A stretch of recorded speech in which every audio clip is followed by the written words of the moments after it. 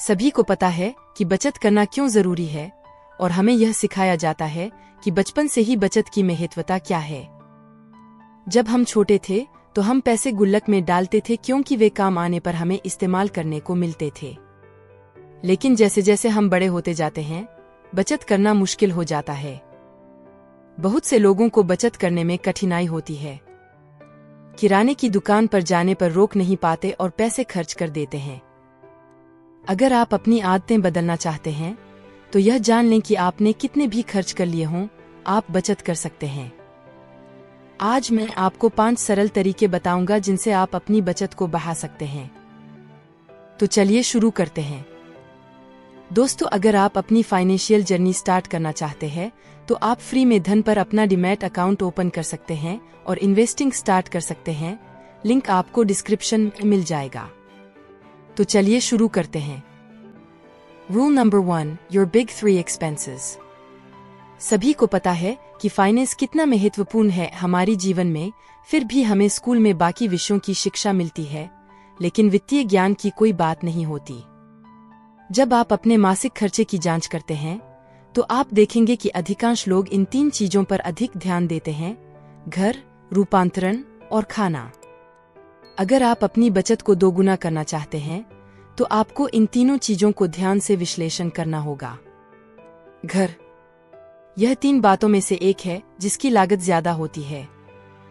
अगर आप किसी जगह पर काम करते हैं तो आप शायद किराए पर रहते होंगे, या फिर आपका अपना घर होगा, या फिर आप घर खरीदने की सोच रहे होंगे। अगर आप किसी ऐसे शहर में रहते हैं जहां रहने का खर्च ज्यादा है तो आपका ज्यादा पैसा घर को किराए पर देने में चला जाता है। इस समस्या का हल निकालने के लिए आप विभिन्न तरीकों का सहारा ले सकते हैं। आप उस जगह पर घर किराए पर ले सकते हैं जो आपके कार्यालय से थोड़ी दूर हो, लेकिन उसका किराया कम हो। अगर आप घर में दूसरों के साथ हिस्सेदारी करते हैं तो आपका खर्च कम हो सकता है। अगर आप घर खरीदना चाहते हैं तो आपको सबसे महंगी चीजों को नहीं खरीदने की जरूरत नहीं है। घर खरीदने के लिए आपको लोन लेने की आवश्यकता हो सकती है, और यदि आप बड़े घर के लिए लोन लेते हैं तो आपको बहुत अधिक ब्याज देना पड़ सकता है, जिसे चुकाते चुकाते आप थक जाओगे। ट्रांसपोर्टेशन, अगर आपको घर से काम नहीं करना है तो आपको जगह जगह जाने के लिए पैसे खर्च करने पड़ेंगे। चाहे आपका काम जहां भी हो, या फिर जिम जाना हो या किसी दोस्त से मिलने जाना हो, आपको पैसे खर्च करने पड़ेंगे और उसके लिए आपको गाड़ी या फिर कोई सार्वजनिक परिवहन का चयन करना पड़ेगा। और अक्सर लोग गाड़ी खरीद लेते हैं, और आपको पता है कि हम जब भी कार या बाइक खरीदते हैं तो 10% से 20% उसकी कीमत शोरूम से कम हो जाती है, और उसका एक ही समाधान है कि आप दूसरे हैंड कार ले सकते हैं जिससे वह आपको सस्ती मिले, और जब आप इसे बेचेंगे तो भी आपको ठीक पैसे मिल जाएंगे। दूसरे हैंड कार खरीदना आपके लिए बेहतर विकल्प हो सकता है, जिससे आपके परिवहन का खर्च कम हो सके, और सार्वजनिक परिवहन का इस्तेमाल करना भी एक अच्छा विकल्प है क्योंकि यह आपके खर्चे को काफी कम कर देता है। मुंबई या दिल्ली जैसे शहरों में यातायात कितना भीड़ रहता है, मेट्रो यात्रा करना सबसे अच्छा हो सकता है। फूड, खाना बनाने का सबसे अच्छा तरीका यह है कि आप खाना बाहर से न खाएं। आजकल ऑनलाइन खाने के कई विकल्प हैं, जिससे लोग अक्सर अपने भोजन को ऑनलाइन ही मंगवाते हैं, लेकिन ऐसा करने से आपको महंगा पड़ सकता है। यहाँ यह नहीं कह रहा हूँ कि आपको हमेशा कंजूस बनना चाहिए। आप अपने जीवन का आनंद ले सकते हैं, लेकिन जितना हो सके बाहर के खाने से बचें। यह आपकी बचत में मदद करेगा और आपकी सेहत के लिए भी फायदेमंद होगा। Rule number 2, pay your all high interest debt. अगर आप अपनी बचत बढ़ाना चाहते हैं तो आपको उन सभी उच्च ब्याज वाले ऋणों को बंद करना होगा। इनमें क्रेडिट कार्ड शामिल है, क्योंकि आजकल सभी के पास क्रेडिट कार्ड होता है और क्रेडिट कार्ड पर 18% से 30% तक का ब्याज लग सकता है। क्या आप 18% का लाभ किसी भी निवेश से प्राप्त कर सकते हैं? अगर नहीं, तो क्रेडिट कार्ड पर इतना उच्च ब्याज देना सही नहीं है, और हमें क्रेडिट कार्ड का उपयोग करना चाहिए जब हमारा मासिक बिल आता है। हमें अपने बैंक खाते में पैसे बचाने की आवश्यकता है। यह नहीं कि हम इस महीने नए मोबाइल फोन के लिए क्रेडिट कार्ड का उपयोग करें और फिर बिल आने पर देखें, क्योंकि क्रेडिट कार्ड पर लगने वाला देरी का शुल्क आपको महंगा पड़ सकता है।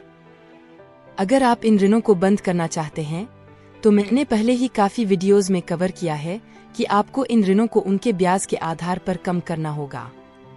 आपको सबसे अधिक उच्च ब्याज वाले ऋण को पहले चुकाना होगा, फिर आपको अन्य लोनों की न्यूनतम भुगतान करने के बाद एक एक करके सभी ऋणों को खत्म करना होगा।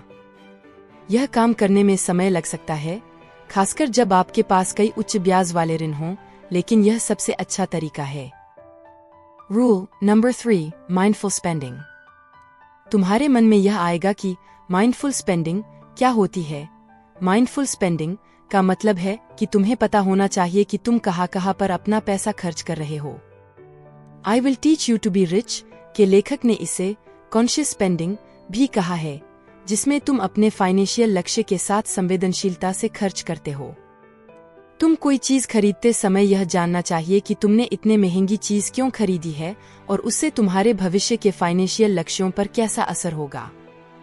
इसलिए तुम किसी भी चीज पर बिना बेकार खर्च नहीं करते। माइंडफुल स्पेंडिंग में तुम दूसरों को दिखाने के लिए नहीं खर्च करते, बल्कि सारी चीजें जो तुम खरीदते हो वह तुम्हारे जीवन में किसी न किसी तरह से मूल्य जोड़ती हैं। जब तुम उन चीजों को खरीदने के बाद पछताओ नहीं और तुम केवल चीजों पर डिस्काउंट देखकर या फिर न्यू ईयर सेल को ध्यान में रखकर नहीं खर्च करते हो, तो तुम अपने निर्णय को समझकर पैसा बचा सकते हो। Rule number 4, setting your financial goals. तुम्हारे भविष्य के बारे में तुम्हारी क्या सोच है? क्या तुम्हें घर खरीदना है? क्या तुम शिक्षा ऋण से मुक्त होना चाहते हो या फिर लंबे यात्रा पर जाना चाहते हो? अगर तुम ऐसा कुछ करना चाहते हो तो तुम्हें बचत करनी होगी और एक विस्तृत योजना बनानी होगी, क्योंकि अगर तुम उन लक्ष्यों के लिए निश्चित लक्ष्य निर्धारित करते हो तो तुम्हें स्पष्टता मिलती है कि तुम्हें कितने पैसे की आवश्यकता है। हम सभी को यह विस्तृत रूप में पता होता है कि हमें ये चीजें करनी चाहिए, फिर भी हम इन्हें ठीक से अनुसरण नहीं करते, क्योंकि हम इनके बारे में एक विस्तृत योजना नहीं बनाते हैं और सिर्फ यही सोचते रहते हैं कि भविष्य में हम ये सब कर लेंगे, लेकिन कैसे करेंगे इसका कुछ पता नहीं होता। इसलिए तुम्हारे जो भविष्य के लक्ष्य हैं उन्हें 3 प्रकार के रूप में विभाजित किया जाना चाहिए। छोटे से छोटे लक्ष्य, मध्यम से मध्यम लक्ष्य, लंबे से लंबे लक्ष्य। छोटे से छोटे लक्ष्य हैं जो तुम्हें 12 महीने में पूरा करना है। उदाहरण के लिए तुम्हें अपने घर के लिए कुछ फर्नीचर चाहिए हो सकता है, या फिर तुम्हें एक स्मार्टफोन खरीदना हो सकता है। यह एक छोटा लक्ष्य हो सकता है। मध्यम से मध्यम लक्ष्य 1 से 10 साल तक का है। उदाहरण के लिए आने वाले कुछ सालों में तुम्हें एक गाड़ी खरीदनी हो सकती है।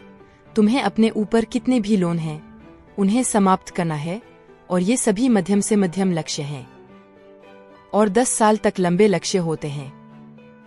वे आपके लिए लंबे अवधि के लक्ष्य होते हैं। उदाहरण के लिए तुम्हें जो ऋण चुकाना है उन्हें समाप्त करना है, तो इसी तरह तुम अपने लिए एक विस्तृत योजना बना सकते हो। अपने आप को आर्थिक दृष्टिकोण से जिम्मेदार बना सकते हो। Rule number 5, earning more money. जब बात शेविंग की होती है तो पैसे बचाना या अपने खर्चों का ध्यान रखना संभव है।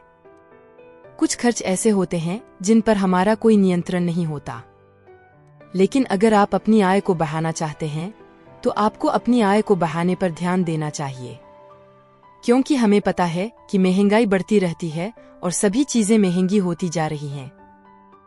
इसलिए हमें अपनी आय पर ध्यान देना चाहिए। अगर आप एक ही आय पर हैं तो आपको नई आय के तरीकों को खोजना होगा। आप अपने बॉस से आय बढ़ाने की बात कर सकते हैं, लेकिन यह निश्चित नहीं कि वह आपकी सैलरी बढ़ाएंगे। इसलिए आपको उन्हें इस तरीके से प्रस्तुत करना होगा कि वे आपकी आय को बढ़ाने के लिए तैयार हो जाएं। एक और तरीका है फ्रीलांसिंग, जिससे आप अपनी आय को बढ़ा सकते हैं। अगर आप किसी विशेष क्षेत्र में विशेषज्ञ हैं तो आप फ्रीलांसिंग कर सकते हैं। इंटरनेट की वजह से आज काफी अपॉर्चुनिटी उपलब्ध हैं और आप अपने ऑफिस के बाहर अपने खाली समय में फ्रीलांसिंग कर सकते हैं और अपनी आय को बढ़ा सकते हैं।